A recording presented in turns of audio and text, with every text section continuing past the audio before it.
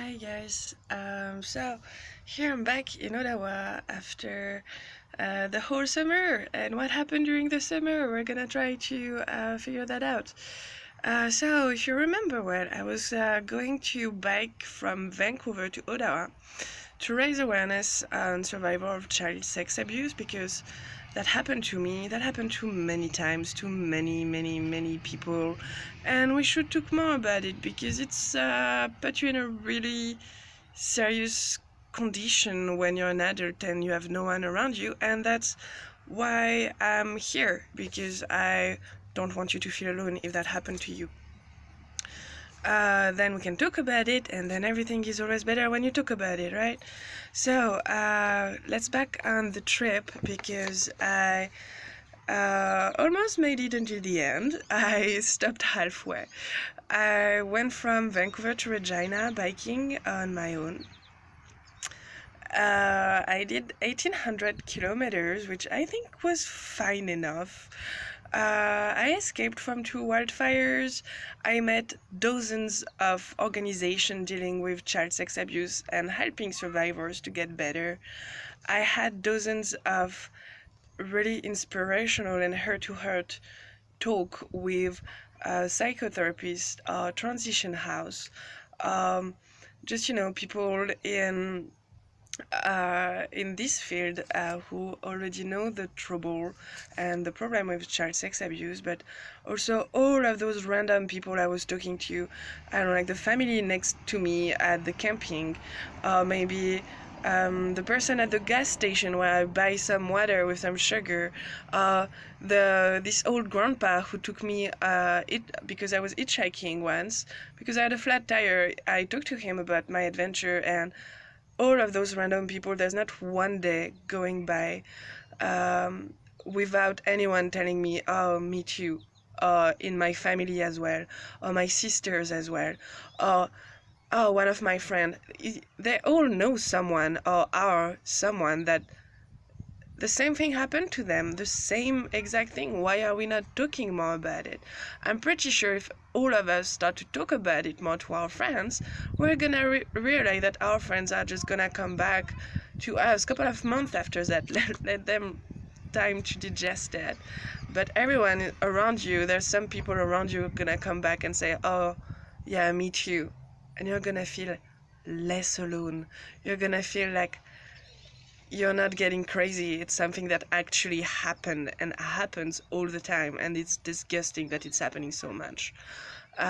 Which is why I was making this trip at the beginning, to try to talk to people and just see what was going on with that. And every therapist I talked to, every structure and organization I talked to, they all told me the same. It's like, oh, that's good that you're doing that. We're really trying to you can raise awareness about mental issues, about anxiety and about depression and about addiction, but if you don't recognize as the vast majority of psychologists and professionals working on those cases were telling me that that's one of the massive roots, one of the main roots of all the anxiety, depression, suicidal thoughts, addiction. One of the common roots is that you've been abused or not, but your needs of protection hasn't been respected as a kid. It is kind of a definition of abuse. It's not obvious. It doesn't have to be a sexual one, but sexual abuse happen all the time, and the numbers are disgusting. We really have to talk about it. So that was about the part where I met a lot of people and we had long talks about it. Inspirational and a lot of heart-to-heart talk, and so that was a really inspiring month of biking. The other part of that, because most of the time I was alone, and really alone when you're biking 8 hours a day and you're just alone in your head, that was tough. that was really tough. I thought that the toughest part would have been BC because of the mountain. Wrong. Because you know what? But Alberta and Saskatchewan are not flat. They are not. They might be flat when you're going in a car. They are not when you're biking. It's like a fake flat, like a slightly hill fake flat for like ever in dying sun, and that was really hard. So that played in my head a lot. I had a really bad week starting in Alberta because I was kind of hoping that BC was the hardest part, and actually it wasn't. And after that, I was just like, okay, so I thought I would fly in Alberta, and I don't. I just feel like I'm an insect without wings put under the grill and stuck there with 15 kilos of equipment on my bike. So I did my best, but I reached Regina, which is already good. I'm really proud I did that. I decided to go home after that. So that's part of the reason why I came back earlier. Also, there's like a financial situation when you're traveling. You always spend too much, like more than expected.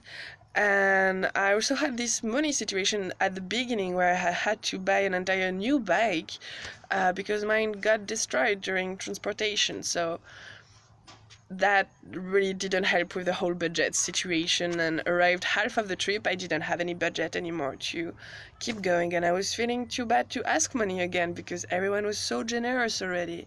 We raised $5,000 in a month and a half with this GoFundMe campaign. Like, that's amazing. I'm really amazed that all the people believed in this project so much and see how important it was. So thank you, all of you people who gave money for that. Be sure that I didn't spend it on caviar and a luxurious hotel every night. I spent it on another bike because I needed another bike, and I spent it on another phone because my phone didn't take very well the whole heat situation during the whole day. So yeah, I kind of had like a big $1,200 bike to buy and this kind of stuff. Yeah, so this whole situation of money, but actually there was also the fact that I felt that I've learned everything I had to learn during this trip. I felt strong enough after all of this biking. I felt that I was capable enough, and I actually just felt that I was enough, which I haven't felt much, because that's what's happening when you grow up in a house where I lived, where you never feel protected and you kind of wonder what's going on to not feel protected that much. Your sense of self-worth is damaged, and I think I rebuilt it this summer, like big chunk of it. There's still some work, but the big chunk is done. I am worth it. I'm not coming back on that. I am enough, and I'm not coming back on that either. So for everyone who has trouble with self-worth, I would say go bike for an entire month. You're gonna make it, and that's gonna help a lot. I just go for a walk every day. Those kind of stuff, like sports, really helped me a lot. I was eating healthy. I was just keeping active every day because I wanted to come back home. And that's the other good point of this trip. I felt like I was missing home, and I was traveling a lot before that in my life, but I never missed home. I never had a feeling that I was belonging anywhere, and now it's done. I have a home since I missed it, right? So that's about the big lesson learned. I have a home and I am enough. Good job. That was hard to come to this realization, though. I had like big realization during this trip because when you're biking alone, your head is alone, and most of the time you're thinking, and in my time I'm already overthinking all the time. So you can imagine on a bike alone, half dehydrated and those kind of stuff. But I made big progress also reaching peace inside, like not this always raging wave of question and self-doubt. I won't say it's gone, it's definitely not gone, but I have a sense of what it is when it's not here. of just, like looking at a tree, and I was actually just under a tree taking a break. I remember it was in Saskatchewan, and I think that was the only tree of the day. So I decided to take a break and just read some meditation that I can give you the link of the book. And that was so peaceful. I've never felt like that. So after that, I was just like, okay, so I feel peaceful enough, and that's really nice. And I think this peaceful moment of my mind allowed me to do some progress on my therapy, because I don't have lots of memory of childhood, and I also know that the only thing I know about me being a kid is that I was scared kind of all the time, and that was hard. So when my therapist, before, like long time before that, like we started our therapy, we kind of talked about like the inner kid, and I didn't understand a thing about it because I didn't met my inner kid yet.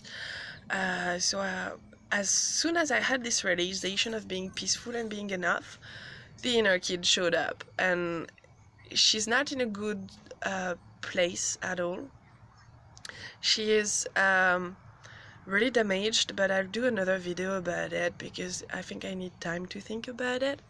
But anyway, on this video I just wanted to tell you that it's still a work in progress, but I made it, and I'm pretty sure that if that can give you some inspiration to make it as well. Yeah, so if that inspiration can give you some help to feel not alone, or to make it through another day, another panic attack, or another night where you feel scared and alone, well,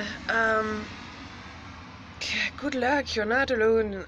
Soon you're gonna feel with a lot of work that you are enough, and that your videos about the trip, about how I felt, about the resources I met. But be sure, as a conclusion, be sure you're not alone, and it's gonna get better, and I really hope you had a great summer. Yeah, see you soon.